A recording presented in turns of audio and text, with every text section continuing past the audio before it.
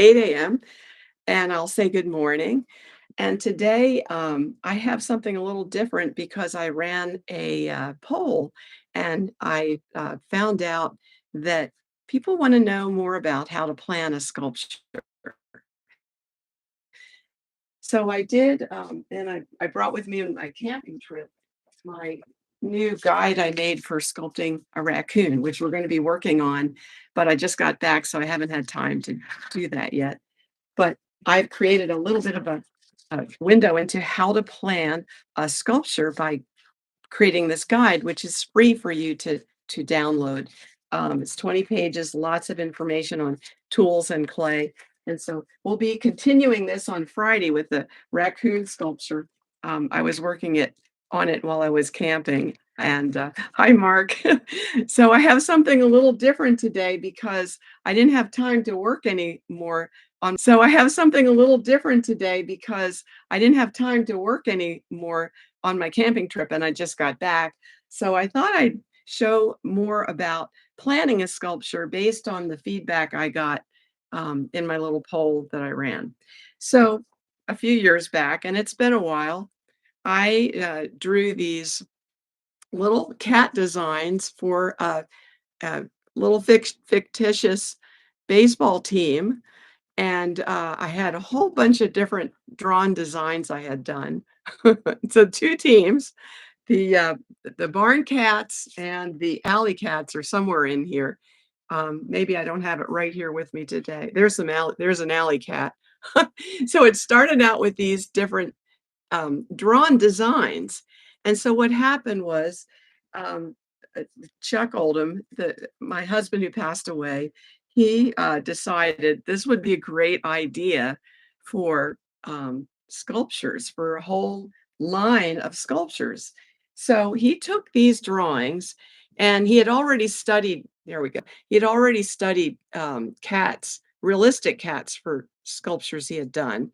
And so he took these drawings and measured the little faces, and he sculpted in clay a whole team. And I'm going to show you, I got them out.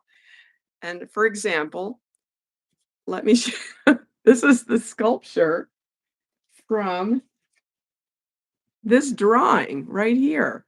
And there he is. And this is Chopper. And Um, so now we needed a whole team and we were going to go to the licensing show in New York City and try to show these off. And we did do that. So the team and this was never produced and never finished. But I don't know. Let's see in the order I can show you. Some are painted and some are not. This is let's see who this is. Um, that's not Spike. I have Spike. These are outfielders. Here's Spike, unpainted, if you can see that. I will post these pictures so I can answer more questions on how in the heck these got done. But what happened was Chuck liked my drawings and he said, oh, I'll do the mold, I'll make the clay. And so he did a clay sculpture, these first, just like the clay we're working in. Once that clay was done, he made a silicone rubber mold on it. And that might take a few parts. So he might have cut off a leg and cut off an arm. So now what he had with the molds was rubber molds of arms, rubber molds of legs, heads, and now that enabled him to cast plaster in those parts. And then he could, for example, do another piece using the same plaster, but now altering it slightly. And then in the final mold, he would put those pieces together and mold again to get all these. Here's an umpire. You're out. Out. I guess I'm a cat lady. I don't know. Anyway, that's kind of funny. So here we have um, a what is that? Outfielder? Outfielder, yes.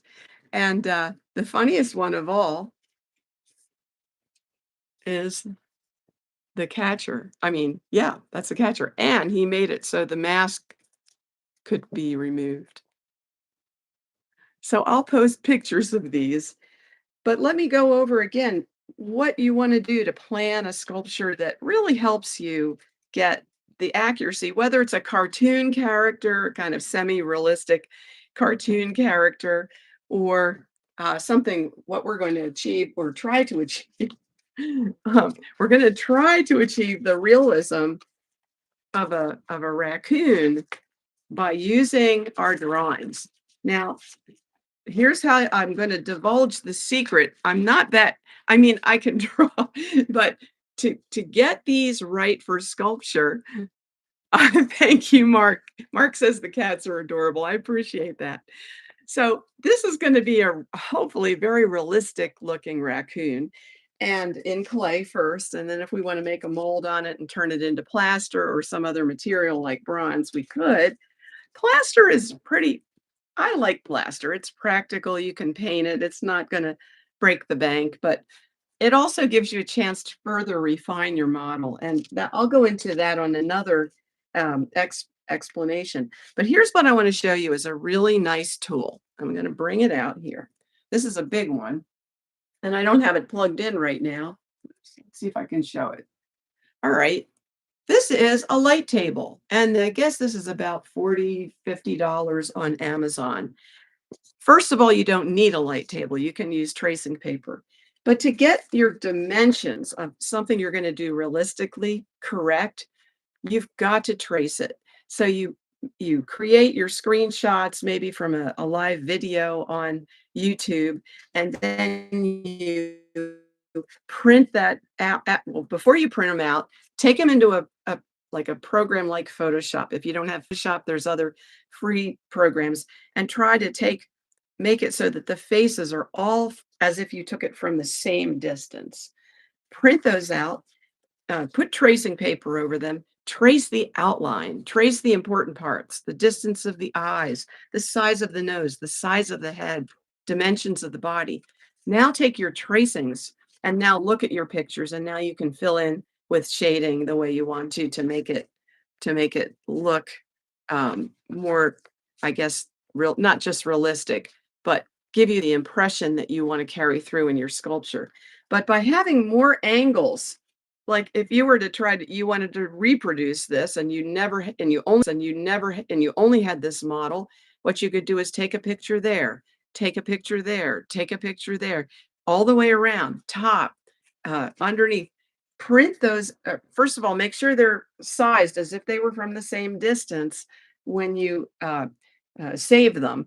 Print them out, trace the outlines, and now you're going to measure, just like I'm starting to put crosshairs and different measurements that I'm going to take. And I don't have the one caliper I was using, but I could use these, for example, and say, okay, that distance is from, you know, here to here, eye to the center of the face. And then when I'm actually working on my piece, I'm measuring the whole time. I'm measuring from the top, I'm measuring from the sides, and you'll be surprised. It's like, oh, okay, you think you can see it? You think you can eye it?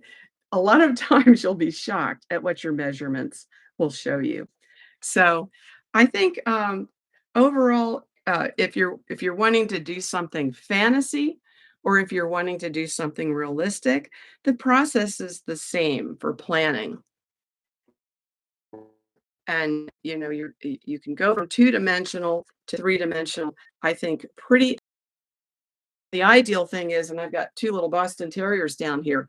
If you have an animal or a thing or not, whatever it is at home, take pictures of your live animal. And my dogs, for example, if I they'll sit still for treats. So if I take pictures of them from all sides and the top, and then I do the same, I put them into Photoshop, make sure they look like they're taken from the same distance. Ideally, I did take them from the same distance, and then print that out, trace those outlines, measure carefully, and you will be able to be shocking yourself with the accuracy that you can create in sculptures. So Well, we have one more minute. Are there any questions? Thank you so much, Mark. I'm hoping at some point I'll get more people on to ask questions because this is the forum where I'll be sculpting and answering questions at the same time. The other question in the poll was about clays, and I use this um, modeling clay that doesn't dry out. It's very hard. I usually have to warm it up with a heat gun before I can add to it, which is fine. It just takes a moment. And then over here, I can show I have clay warming up, so I can start to work today on that piece.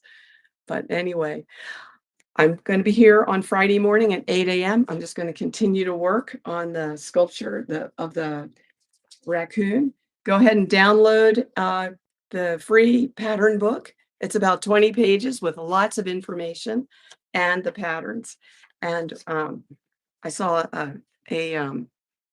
video of a badger that someone tried to rescue and he turned into a pet today. And I saved this because that was the cutest thing I've ever seen. I'll have to put a link in there and see if anybody wants to make a badger.